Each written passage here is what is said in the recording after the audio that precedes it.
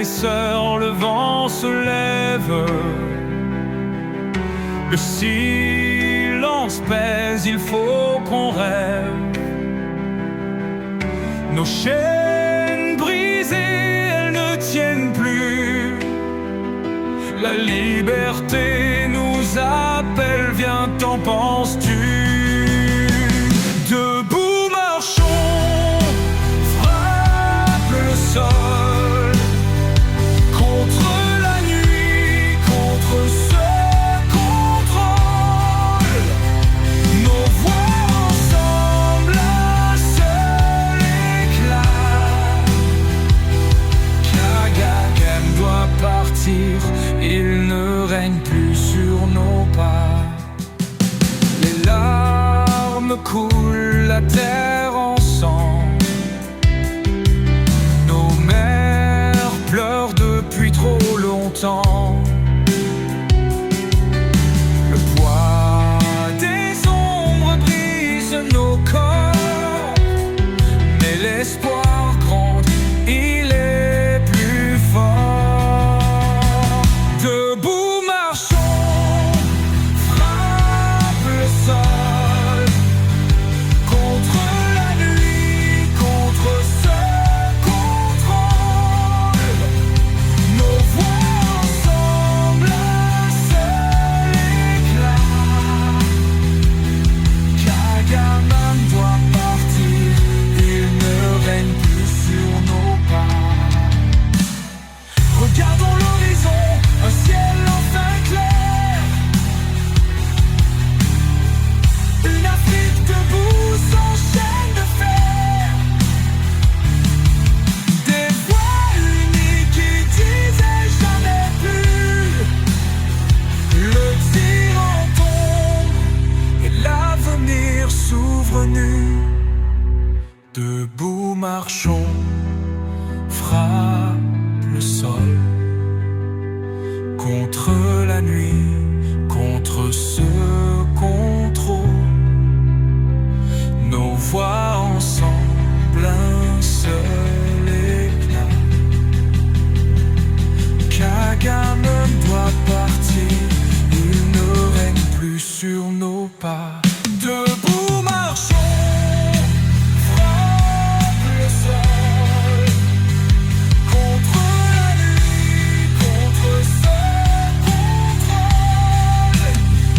Nos voix ensemble, un seul éclat.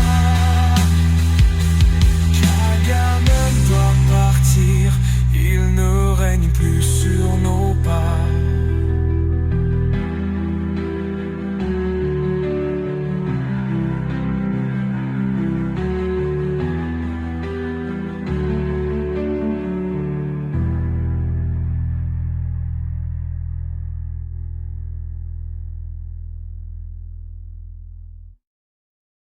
Je donne à présent la parole à son Excellence, Madame Thérèse Kayigwamba Wagner, ministre d'État, ministre des Affaires étrangères, de la coopération internationale et de la francophonie de la République démocratique du Congo.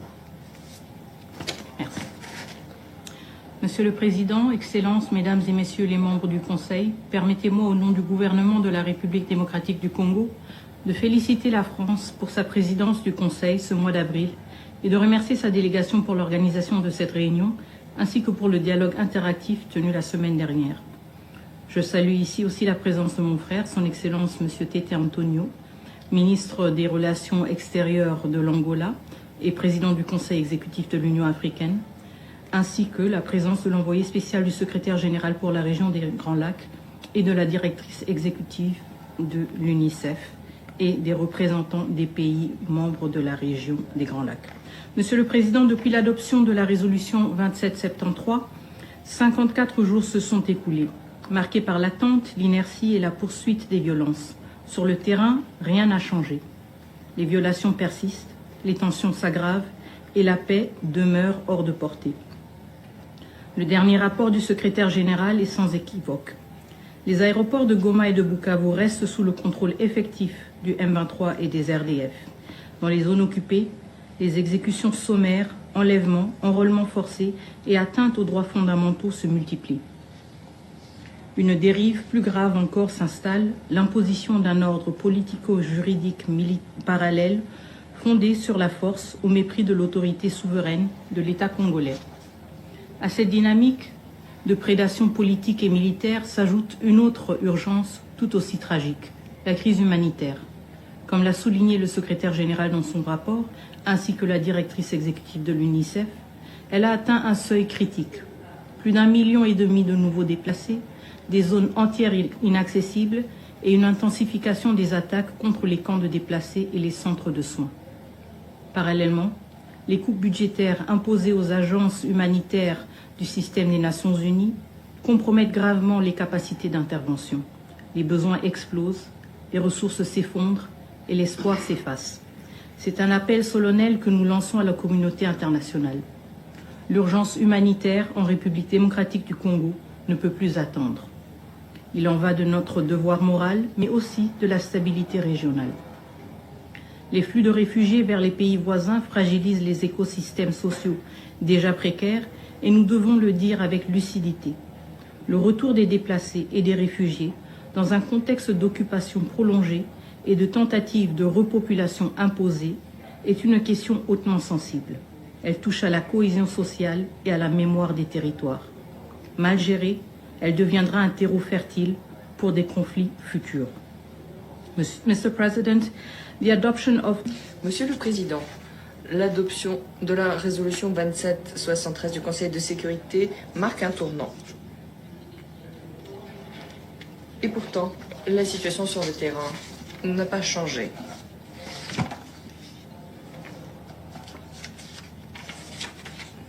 La coalition RDF M23 continue ses violations comme si la volonté du Conseil ne s'était jamais exprimée, comme si la résolution était vouée à rester lettre morte.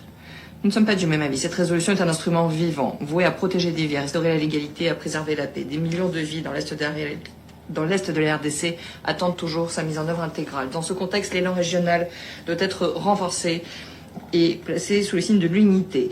Nous nous félicitons des efforts inlassables du président João Lourenço, le facilitateur désigné par l'Union africaine, dont le travail sans relâche a aidé à préserver le dialogue politique malgré de nombreuses impasses. Nous nous félicitons également de la désignation toute récente du président Faure Essozima Gnassingbé de la République du Togo en tant que nouveau facilitateur. La République démocratique du Congo soutient pleinement cette transition qui marque un engagement renouvelé à promouvoir ce processus au plus haut niveau politique. En parallèle, nous voudrions remercier l'émir du Qatar de ses efforts inlassables pour soutenir les efforts régionaux. En parallèle, nous nous félicitons des efforts menés par la CAE et la SADC conjointement, notamment grâce au sommet virtuel qui a eu lieu le 8 mars 2025. Ces initiatives régionales sont précieuses, mais elles doivent maintenant être rationalisées et structurées autour du processus singulier mené par la médiation de l'Union africaine. Seule une coordination centralisée, appuyée par un leadership africain fort et reconnu, permettra de ne pas diluer les efforts déployés et contribuera à la crédibilité de l'engagement régional. Cela nécessite également un soutien international cohérent. Le bureau de l'envoyé spécial de l'ONU pour la région de Rolac ne peut plus se limiter à un seul instrument. L'accord cadre pour la paix, la sécurité et la coopération de 2013. Ses limites sont désormais bien connues. C'est quelque chose qui doit être reconfiguré avec un mandat clair, ancré, non pas dans un seul accord, mais dans les réalités du terrain. Son rôle est essentiel. Anticiper les crises, soutenir la médiation africaine et assurer un alignement entre l'initiative régionale et la riposte internationale. L'ampleur des défis sécuritaires, des menaces transfrontalières, l'effondrement des mécanismes de confiance, le fait que l'impunité soit bien trop ancrée, tout cela nécessite un bureau pleinement opérationnel, légitime, renforcé. Mais nous devons également le dire clairement. Aucune des décisions émanant des processus régionaux n'a été mise en œuvre. Ce n'est pas simplement une question de faiblesse institutionnelle. Cela reflète un refus répété de tenir les engagements. Et ce, sans qu'il n'y ait aucune conséquence. Monsieur le Président, l'application de la résolution 2773 ne s'est que trop fait attendre. Le M23 et ceux qui le soutiennent doivent, dès maintenant, respecter l'autorité de ce Conseil. En se retirant de manière immédiate, pleine et inconditionnelle du territoire congolais. Cesser toute obstruction aux opérations humanitaires et ne pas empêcher la mise en œuvre du mandat de la MONUSCO, cesser toutes les attaques contre les civils, les camps de personnes déplacées, les hôpitaux et les écoles. Ces mesures sont parfaitement claires, mais elles resteront inefficaces sans mécanisme de vérification clair. Comme le souligne le secrétaire général dans son rapport, les violations perdurent en toute impunité. Et les mécanismes de vérification régionaux soulignés dans le processus de Luanda se sont révélés inefficaces, largement, en majeure partie, à cause de la non-participation de certains États. La RDC propose l'établissement d'un mécanisme de surveillance renforcé, ancré dans les structures existantes du Conseil, du groupe d'experts, au titre du régime de sanctions 1533, travaillant en coordination avec la MONUSCO et l'envoyé spécial pour la région des Grands Lacs, pourrait se voir chargé de produire des rapports réguliers et vérifiables basés sur des indicateurs clairs, rapports qui seraient officiellement transmis au Conseil et au comité de sanctions. Un tel mécanisme donnerait davantage de valeur et d'efficacité à la résolution, viendrait la rendre plus efficace et donnerait au Conseil un outil concret pour assurer la responsabilité de chacun. Une surveillance sur le terrain, notamment pour les cessez-le-feu et pour ce qui concerne la mise en œuvre des résolutions du Conseil, est au cœur du maintien de la paix des Nations Unies. La MONUSCO, dans ce contexte, est l'outil le plus approprié, le plus capable du Conseil sur le terrain, pouvant s'assurer de la mise en œuvre des résolutions du Conseil sur le terrain. Nous condamnons fermement les tentatives répétées, infondées et indignes de s'attaquer à la légitimité de l'ONU, de ses missions, à son leadership. Il s'agit d'attaques soutenues par le Rwanda. Ce deux poids, deux mesures est inadmissible. Un État ne peut pas, d'une part, être un pays fournisseur de contingents aux opérations de paix, bénéficier de la désignation d'un représentant spécial, le secrétaire général, et en même temps mener des campagnes de diffamation contre les Nations Unies tout en profitant de sa légitimité pour préserver son appareil militaire et pour sauver ce qui reste de son réputation internationale. Résolution 2773, certains acteurs se sont déjà mobilisés en imposant des sanctions ciblées contre le Rwanda et le M23. Cela mérite d'être salué. Une décision du Conseil ne peut rester sans suite, en particulier lorsqu'elle est ouvertement violée par un État qui contribue pourtant aux opérations de maintien de la paix. Fort de ces mesures, le Conseil doit désormais faire respecter sa propre décision.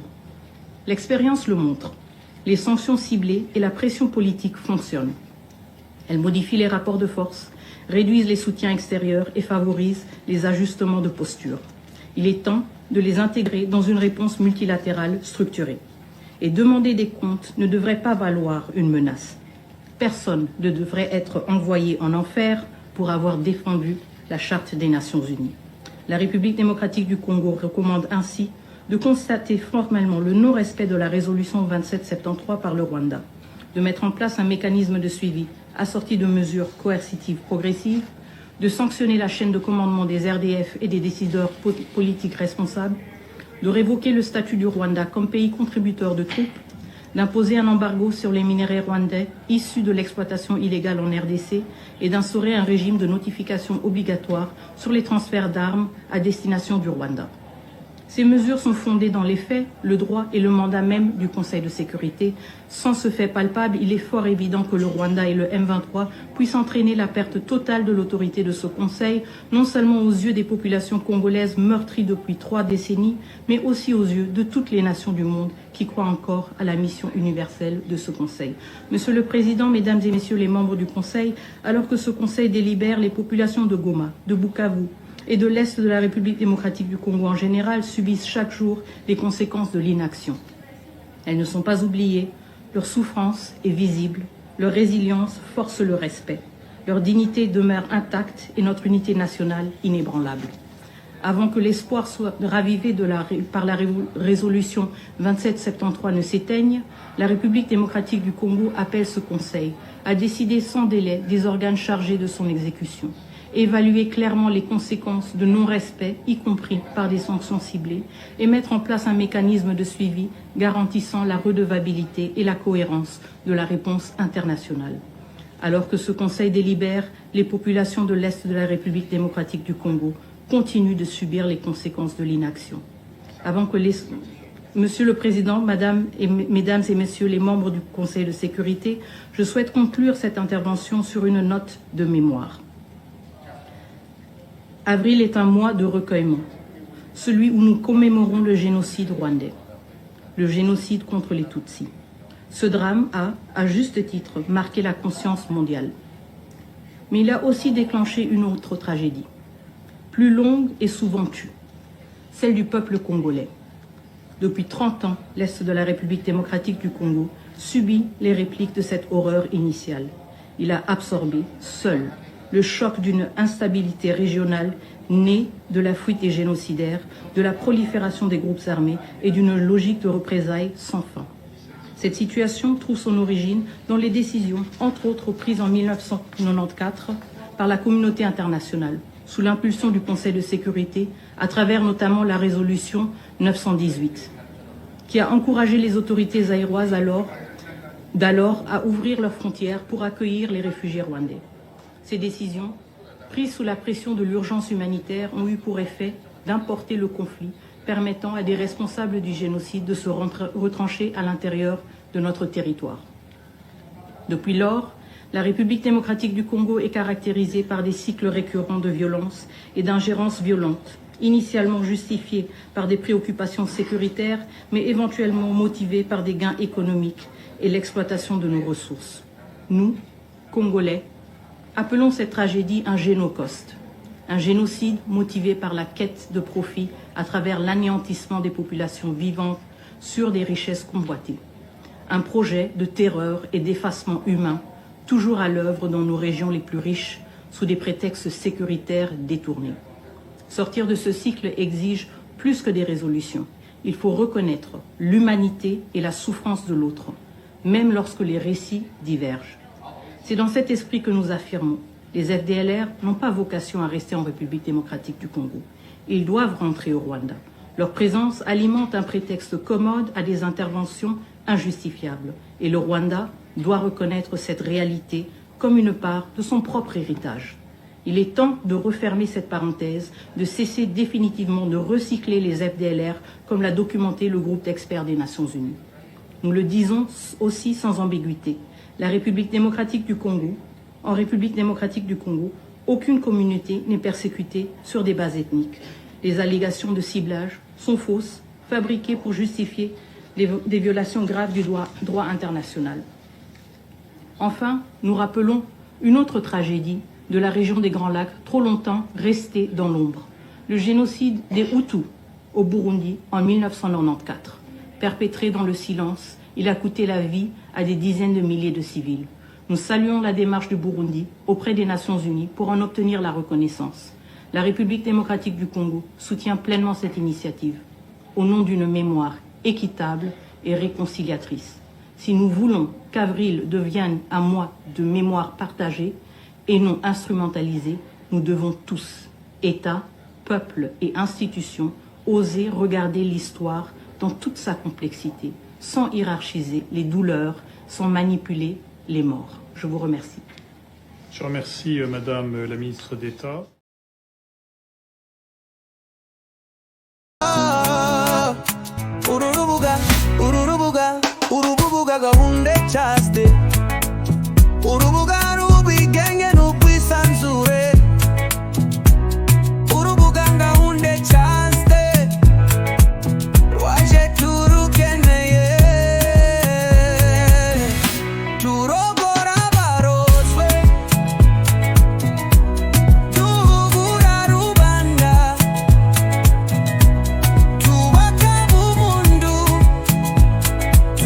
Chubucha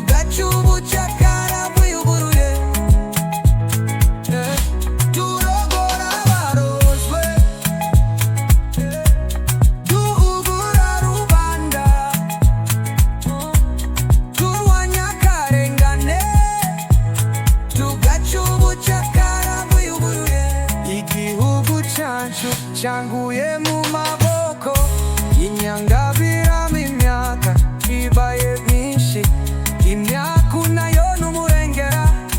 Nimuhaguruke turengere uburenganzira bwacu. Buri wese afite intwaro yibitseho. Haguruke urumutwe urebe mu maso y'ugutoteza. Vuge ngo danze, danze, abyanze, turabyanze. Nitubyanze kwiswa no kwicira. Nimuze nshuti bavandimwe, tugane uru rubuga.